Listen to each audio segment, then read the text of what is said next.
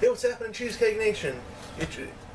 Excuse me, it is your old pals, Super Chudge Funk and the Dave, blasting at you with This Week in Wrestling. Where do you want to start out? Let's get Lucha out of the way. Let's kind of roll into, or maybe we just do NXT just because we literally just watched that. Let's do NXT then. Because it was just, nothing that spectacular. So we had beautiful blonde Blake and Murphy versus Austin Aries and a partner of his choosing, which was Nakamura. They won, obviously. And then Team Nakamura won when Nakamura carried the match to winning. They kind of set up a little bit of Austin Aries and Nakamura. Maybe they'll have a match. Bliss, Murphy, and Blake kind of expanded. Maybe. We'll see where they go with that. Yeah. They give us a little bit of that flavor. Alright, so what else do we have? Right after that, we had two women's matches. I'm trying to think of what else we had. We had another tag match with a So it was women's, another tag, and then yeah. Okay. So then we had Peyton Royce taking on Carmella. Really solid. Yeah. I was thought impressed. Carmella looked pretty good the entire way through. Peyton Royce has a few really cool little spots. She's starting to really come together. They both work really well. Not a whole lot to say about it, it's just a solid match. A nice little exhibition match, But they did pretty good. Hopefully we'll with the win. Hopefully we'll see more of them in the future. Yeah. I hope everything works out for.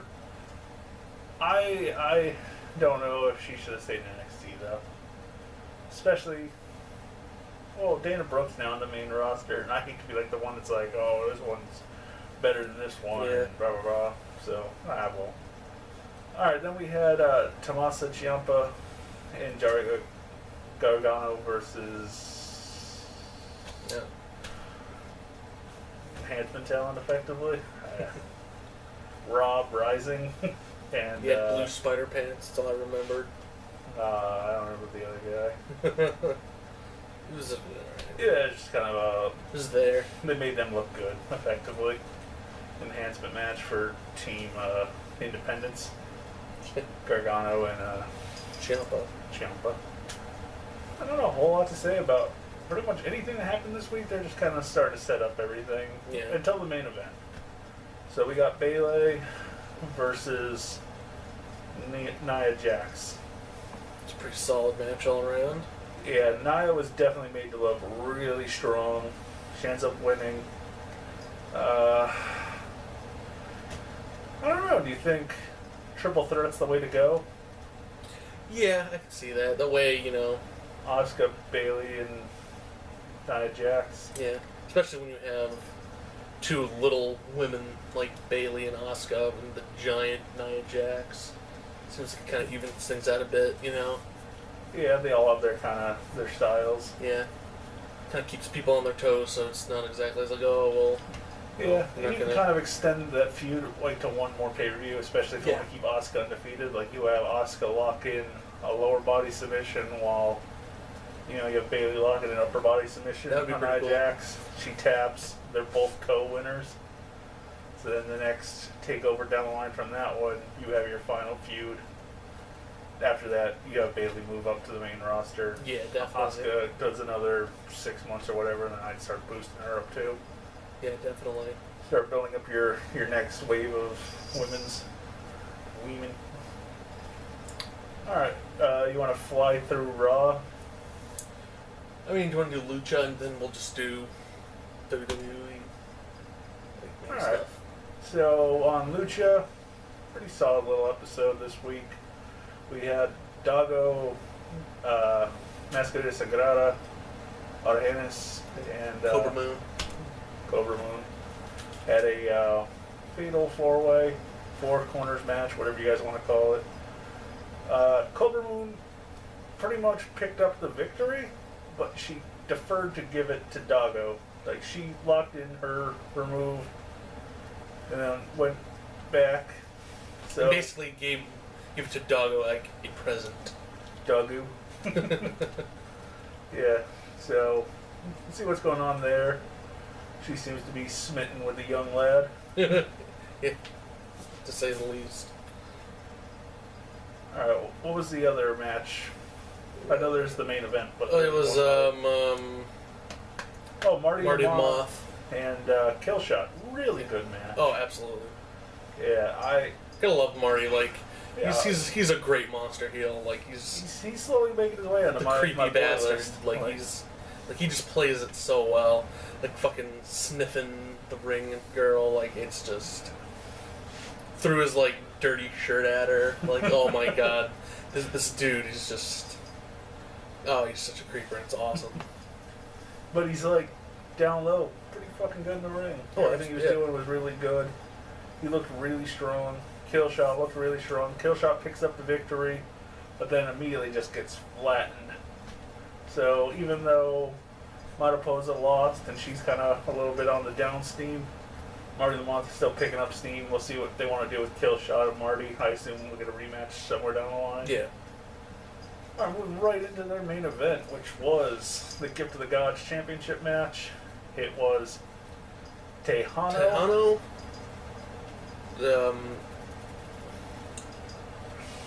Aerostar. Aerostar, Sexy Star, the Mac, Chavo, who was taking a spot from Cage, Sinestro de la Muerte, and who was the last? Johnny. Yep. Joey Ryan. Sorry. Joey Ryan. Yeah. I was gonna say, wait, Mundo wasn't. Yeah. So yeah, Joey Ryan, I'm enjoying him, but they're kind of playing him very much for laughs, and kind of he's not doing a whole lot of wrestling. Yeah, they need to fix that, but I just like, hope he gets one good match to kind of showcase what he can do. I Yeah. get it, he's a comedy character, but I just want one good match. Just show us what you got. yeah, And maybe do something with him and Marty the Moth. yeah, that'd be pretty cool. Maybe form a trios between those two guys and Mariposa, if she's going to hang around. I don't know what their plans were with her. Yeah, really, really good match. Everybody looked really good. Didn't like the ending, though. Yeah, Apparently Cage had gone to Dario Cueto, and he was like, I want a shot at Chavo if he wins the belt. So he got granted that, so he made sure Chavo won the belt. I mean, granted, you didn't know that was coming, so you got to give him a couple little points for that. But at the same time, it was just like, who wanted to see that? Yeah, it's just kind of like, huh. Especially, like, I really wouldn't have minded it so much if you had broken it down to, like, two people. Like, if it was, like, Chavo and, I don't know, Astrostar, and, like, it was just the two of them in the ring, and then Cage came out, and he just destroyed Aerostar, and, like, Chavo covered him for the pin. Yeah, But, like, the fact that he, like, took out, like, Tejano. Like, Tejano's a big guy, too. Like, he shouldn't have done that. Mac, another big guy. Especially after, like, last season where they had this long feud just to be, like, completely destroyed by Cage. I just didn't like it. yeah. So it was a less than perfect ending to what was starting to be a pretty good match. But hopefully Chavo and Cage will have a good match coming up. I'm not a huge fan of either of them, but maybe, you know, Yeah, Chavo's a good worker. I mean, Yeah. at the very end of the list, you know, at the end of the day, I should say, Chavo is a good worker. He should be able to get a good match. Cage, I think he just needs a storyteller really to work with him. I think he's got a lot of the pieces. He just needs to get like that. You gotta get all the stars aligned. Yeah. Get everybody. You know, Yeah, he's a get great behind him artist, and- but he just needs to paint inside the numbers kind of thing. yeah. Alright, so that's pretty much all for Lucha. I guess we can talk a little bit stuff that should be upcoming. Like, I don't read any spoilers or anything, Yeah. but we should be getting either Evilise and Taya, or a tag with bringing in their guys, Son of Havoc and Mundo. Right. Definitely, that's a feud I could get behind, and that should be really good. Oh yeah, that'd be cool. Excited to see what they're going to do with Dagu and Cobra Moon. See where they're going with that thing. Sexy seems to have broken, this scared thing, so maybe she'll go and get straight up revenge on Marty the Moth and do something there. I'm kind of hoping Mac will get something just because he's become like one of the most fun guys in Lucha just to watch. Oh yeah, starting to become a big fan of his. He does a lot of like jumping around too for like being a big guy. Like, I always find that like fun when you see like these big dudes you don't think are going to be doing a lot of jumping around and a lot of the athletic things. Yeah. But he's a big showman when it comes to that kind of shit. So. But I'm still wondering what they're going to do with the trios, just because there doesn't really seem to be a trio that can defeat the super team. Yeah. So I guess we'll see somewhere down the line what they plan to do. All right, Raw. I'm going to do this really, really quick. Yeah. Didn't watch SmackDown. Anything on SmackDown you want to talk about? No. Raw. Anything on Raw you want to talk about? No. Emma got hurt, so Dana Brooke is now on her own, and they're building her up, especially when we get into the Extreme Rules top will tell. Yeah, so she's like the new number 2 women's heel. Yeah, so effectively. So. Not a whole lot of like super big stuff. I'm trying to think if there's like anything on Raw worth talking about. Like I can't honestly think of anything. A lot of the same matches. Yeah, pretty much seen. They introduced the Asylum match for just the pay-per-view. Extreme Rules, pretty much. It was just the setup for the pay-per-view. So we'll at least have something to talk about next week, because next week we have Shane. He's getting interviewed by Mick Foley, so we'll see what they want to do with that. All right, let's go straight into it. Actually, let's talk about Camp WWE real quick before we... Camp WWE. We got 2 episodes. 2 episodes. So the first one, I think it's my new... Like, the second... Obviously, the first one is the funniest one, in my personal opinion. Because it's all based around Vince, and he's, like, the greatest character in the whole show, as far as I'm concerned. But this one, it's easily one of the other best ones. Yeah, we both got a really big chuckle out of it. He's like, but I'm not a bad kid. I also get the dipshits. I also get the dipshits. Like, Sergeant Slaughter, because we didn't get to see a whole lot of him, like, beforehand. This one was his episode. Oh my god, I love you, Sergeant Slaughter. You are amazing. Like... So, the basic plot is, if you haven't, I'm not going to spoil it, but the plot is Sergeant Slaughter takes a group of campers with Paige. The bad kids. It's Austin, Cena, who is the dipshit, Paige, Big Show, Taker, and that's it, right? Yeah. Yeah, that's Team Slaughter, and they're going to go out and do Wilderness Survival. Like, Team Steph is like the rest of the Divas plus Truth, and they're going to a spa day. You get to play with puppies. Yeah, and then Team Triple H are Triple H's boys, and they're going to go and work out and take pictures or work on poetry. Yeah, wasn't it it was the Shield, wasn't it? Yeah, Triple H's boys, Roman, Dean, and Seth. What was the other one? No, it wasn't Seth. You sure? I was positive it was Seth. I think so. No, it was Rock. Yeah, you're right. No it was Rock. Because CrossFit Jesus hasn't had an episode yet about him. Yeah. We'll get to him. And then I think it was just on Team Flair. It was Mark Henry and a blow-up doll. 8-year-old Mark Henry who has a beard. Yeah, we'll get to that. Yeah, Jake the Snake cameo is really good. Like I want to know, like, what, like, the creative process for this episode was. So, like, obviously they're in a camp, so they're a survival weekend, you know. Who thought of bringing Jake the Snake Roberts to just do what he does? Like, I'm not going to spoil what he does. It's so random. Yeah, effectively, he was a Scooby-Doo villain. It was just so funny, just like so random, but it was great. You guys check that one out. This new one, not nearly as funny, but again, pretty much Vince just kind of stole the show. Yeah, this one was pretty much just a shit on Triple H episode. Triple H, I want to take your daughter on a date. Yeah, this one wasn't as good, but still pretty funny. Oh, I forgot, like, in the, Vince does do something pretty funny in the last episode, too, like, the little side story with that one. Oh, yeah. This one was, like, a half and half one, where it was focused on Trips wants to take Stephanie on a date, but he's got to take Vince on a date to prove that he can date Stephanie, and hilarity ensues.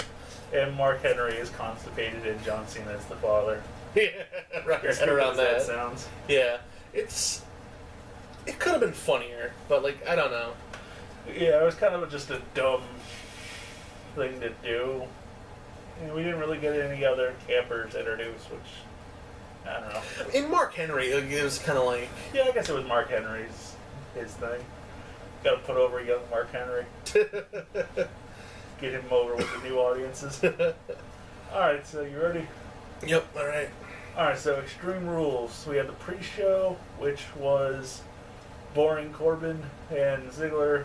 Boring Corbin wins. And Dudley's talk to fucking Big Cass. And Big Cass won. He won talking. Alright, so moving straight into the pay-per-view. Gotta say though, out of like the last 3 pay-per-views, this is definitely the best one. By far. In my personal opinion. There were some pretty good matches. I had some issues with stuff, and we'll get to it as we go through individual matches. So we kick off with... This is why we need to start taking notes. No, I know the match. I'm trying to think like what to call these guys. The Club's tag team versus the Usos. And it was pretty much what we've already seen. I was in the bathroom most of the time. Yeah. So, I didn't bother. I didn't really care. One of them picked up the victory over one of the Usos via him falling on a ring bell. Yeah, pretty shit.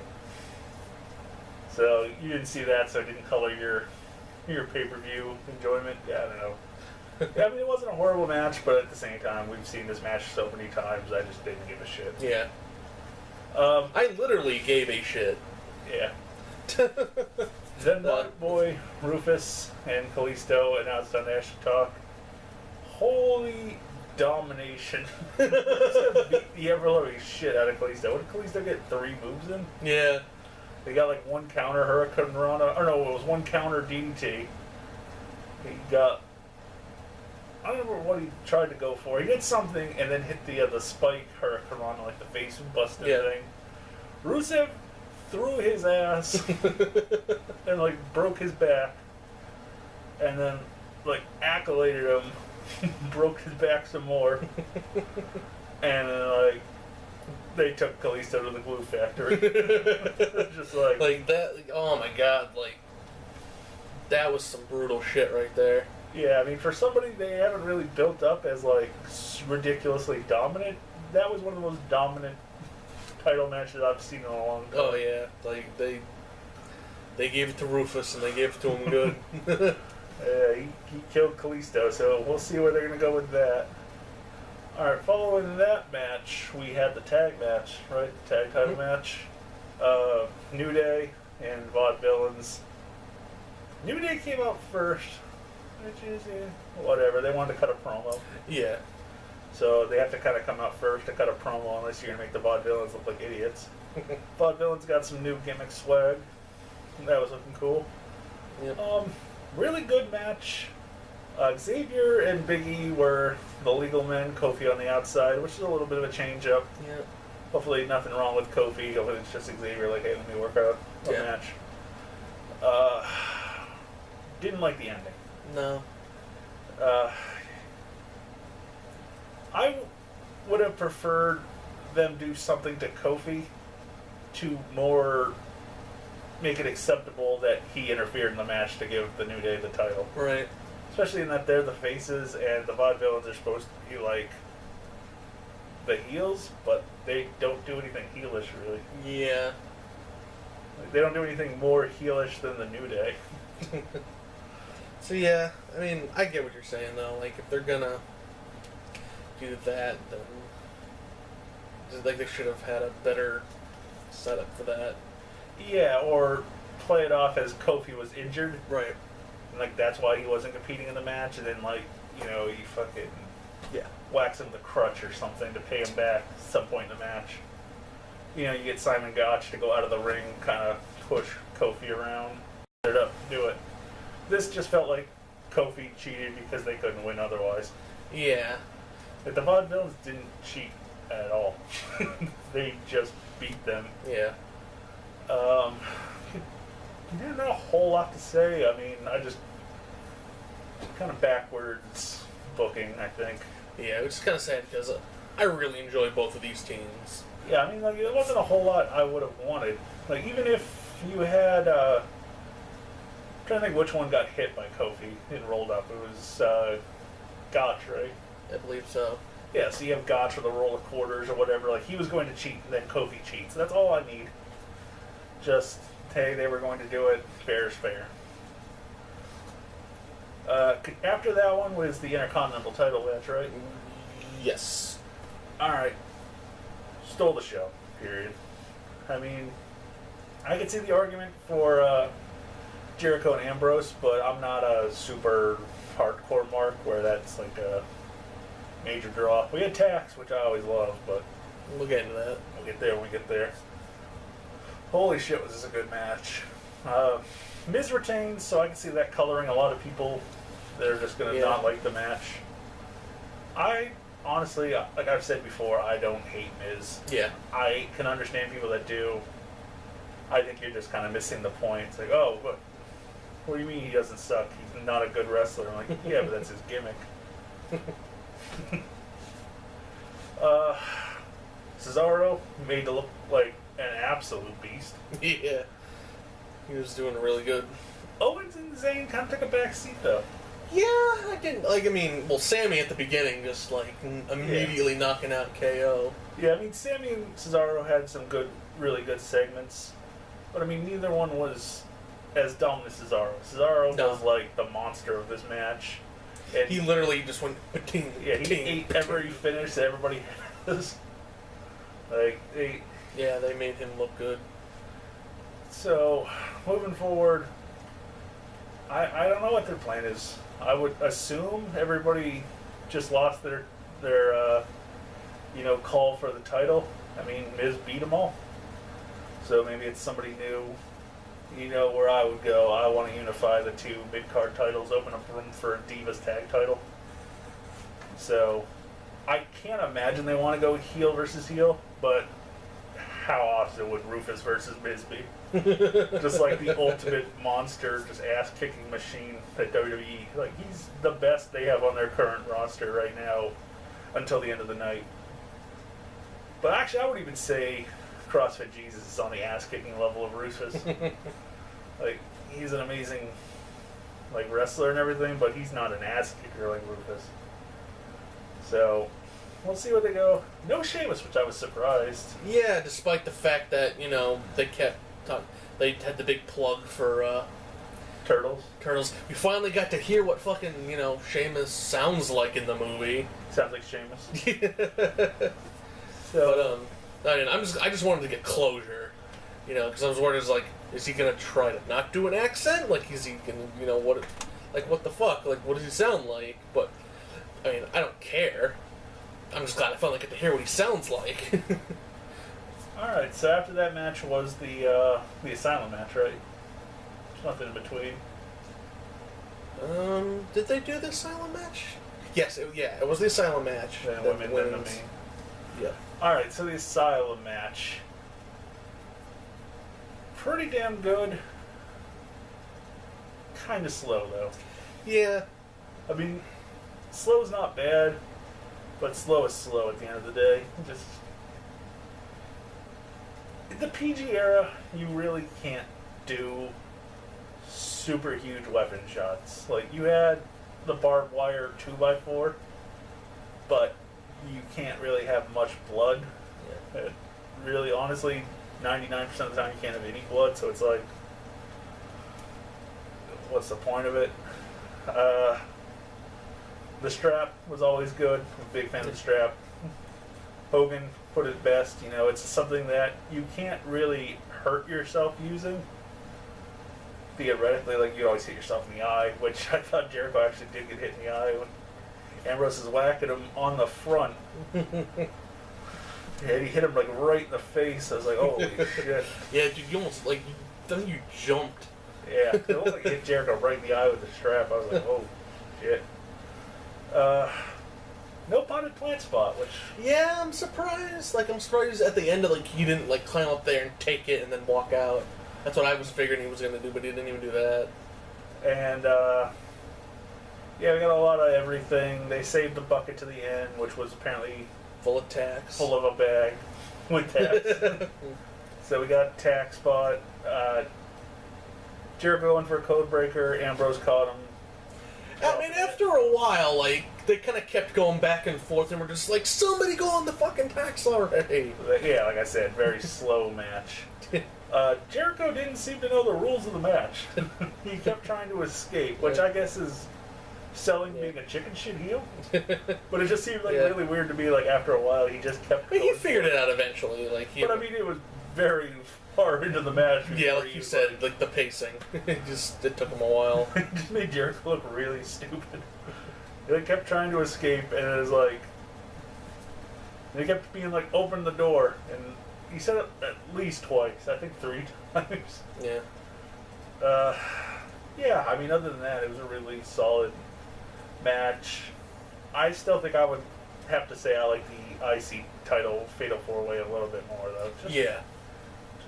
Just a hair. Anything you want to say about it? No, man. I think it was pretty good. All right, move on to the women's match. Charlotte and Natty in the submission match. Now, I'm pretty damn sure a submission match is no DQ. I mean, I could be wrong, but I'm pretty damn sure I remember that. Like, the only way to win is by submission. I do want to say rope break is still there, as in, like, they still have to break it, but I don't think there's a DQ involved, so I can't remember what it is. Maybe it's just like a weird thing. Maybe there is DQ, and like I'm just remembering something else. Just a little solid match. Nothing too crazy, really. Yeah. Kind of just a standard little match. Someone came out dressed as Ric Flair. Turns out it's Dana Brooke. Apparently they're like, oh, well, Emma's, gone indefinitely with her her spine injury. Surgery was successful, but I heard anywhere from 6 to 8 months recovery, but it could be even longer than that. God damn.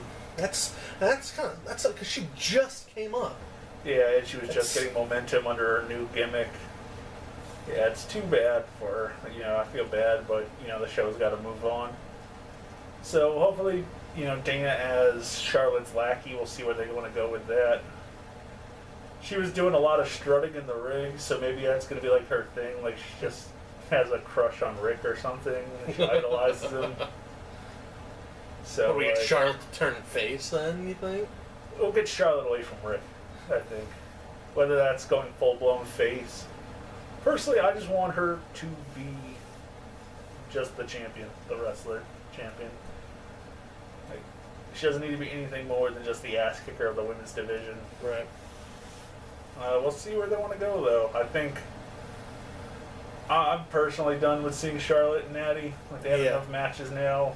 Yeah, they need to. Whether you have to do else. Natty and Dana, have them finish out this feud. Yeah. And then I don't know where they want to go with Charlotte.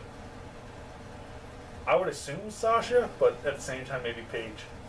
Yeah, they haven't really done anything with Paige, considering she was like one of the big gals of the last year coming in. So we'll see, I guess. Finished it out, we had the main event, AJ and Roman. AJ wore his bumping pants today. He bumped all around. He took all the bumps. Like, if there was a bump, AJ took it. Roman, he fell on the floor a couple times, I think. At one point in the match, he started selling the wrong leg and then just stopped selling the leg for like a good 10 minutes, like, section of the match, and then he went back to selling the wrong leg and then immediately fixed it. So, yeah. Standard of Roman Reigns match. Yeah, alright. I have a super huge gripe. Like, I get it, Roman was going to win. I don't really care. Roman has a leg injury. AJ has a finishing move based around the legs. He did not try it once. is AJ retarded? Is that his character? Like, first he wouldn't use a steel chair on Roman for some reason.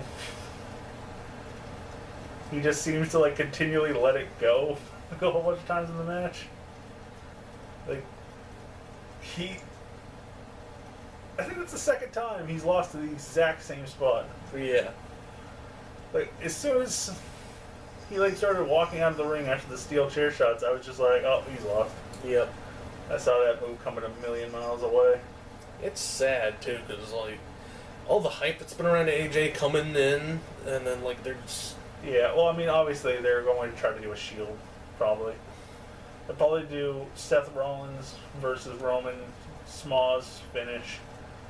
And then, I don't know if they want to turn Seth heel, like, right away. But I got a feeling they're going to want to do all three members of the Shield for the title at SummerSlam. That'd be cool. I'd like that. We'll see what they want to do. Yeah, the next one coming up is Money in the Bank. Yeah. So that's usually always a decent pay-per-view. You know what? I wouldn't even mind if you had a number one contenders tournament and you have Seth Rollins versus AJ, and then on the other side you have Dean Ambrose versus... I wouldn't do Jericho again. Miz is a champion, Rusev's a champion. I'm trying to think who won last night in big matches that isn't a champion. Like, who's a good top level heel? Maybe Shamo. You know, he comes down and he's like, oh, I want Berto. So then you have Rollins and Ambrose for the number one contenders. Something happens. You know, maybe the club interferes against AJ's wishes so you can continue that story going forward. Shield reforms to take out the club real quick. And then he set it up so they're both number one contenders going into SummerSlam. Triple threat, Shield. That's how I would book it personally. I'm just one man.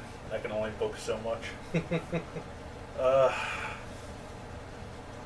Yeah, I'm just trying to put some final thoughts on this pay-per-view. Like, where do I see Rusev going from here? I'm hoping he's going to go after the Money in the Bank. Granted, he's the champion, and I don't see him dropping it, but it would be pretty cool to see a double champion. Yeah. Maybe that's the way to get rid of the U.S. title. You know, he picks up the world title and just unifies the belts. He cut a great anti-America promo about how, you know, America is just part of the world. I am the world champion. I am the champion of America plus the world, so I don't need this title. Throws it away. But at the same time, I think it would be amazing if they wanted to have Rusev throw away the U.S. title, pick up European Championship, do something with that. Maybe, I don't know. Merlin, I see you over there. Don't you dare. I'm trying to think, like, who could be a pro-America face right now? Like, it wouldn't work with Zayn, obviously. Yeah. Cesaro's not an American. Ziggler, maybe? Ziggler and Rusev for a little bit? But Ziggler's been losing in his feud with Baron Corbin. Hopefully they're done with that. Out of the last three pay-per-views, you know. But I mean, who does he move on to? Both your champions are heels. Like, what faces are around for Corbin to feud with? Big Cass? Maybe.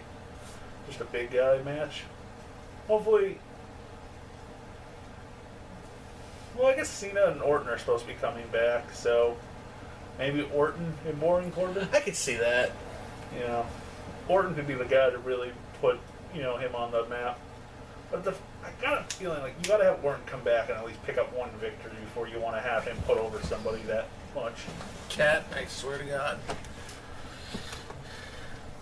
Alright guys, with that, I think we're going to wrap up this video. I'm just trying to do a little bit of like mental secretarial stuff, see if there's anything I can think of that we should talk about. Oh, we watched The Table for Three. Oh yeah. Molly Holly, Candice Michelle, and Michelle McCool. Pretty good. You know, nice to see that they're all doing well. Glad to see, I'd seen Molly Holly in a different one, so I knew she was doing pretty good. Obviously, like, we see Michelle McCool from time to time because she's with Undertaker, and the paparazzi are always taking pictures, so she looked good. I hadn't seen Candice Michelle, I think, since she's left. She looked really good. Yeah. So, yeah, it was just nice to see them all. They had some pretty solid stories. I don't think it's a must-watch. I think there's only a few of the Table for Threes that are must-watch. Yeah. I'd say The Ryback Ziggler Brian one. The New Day one is pretty cool. If you're into New Day, they explain the origin of their tag team and how they had to fight and scrape to kind of get it approved. How they wanted different things out of it, and fans wanted different things out of it, but they stuck to their guns and they did what they wanted to do. The WCW one is really good. I'd recommend checking that one out. It's DDP, Sting, and Vader right before Sting went to the Hall of Fame. That's a pretty fun one. Click one is pretty damn good.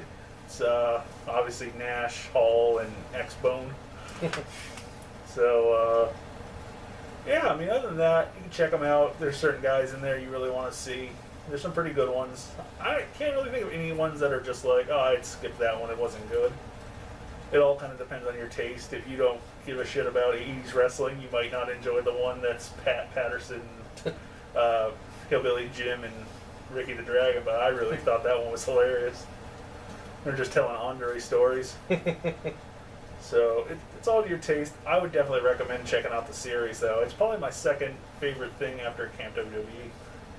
I mean, there's certain times, I think, in all honesty, I think I laughed harder to the Ryback, Ziggler, Bryan thing than anything Camp WWE's done, but on the whole, I don't know, in all honesty, actually. It depends.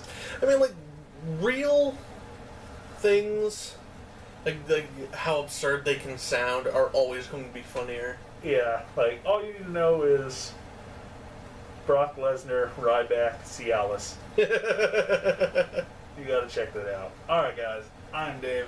And I'm Super Judge Funk. And we'll catch you guys next time. Next week. Also, next week, keep an eye out, X-Men Apocalypse. Don't think it has a subtitle. Just X-Men Apocalypse. So you should be getting that review and probably some other shit. We'll see. Alright, guys. Later.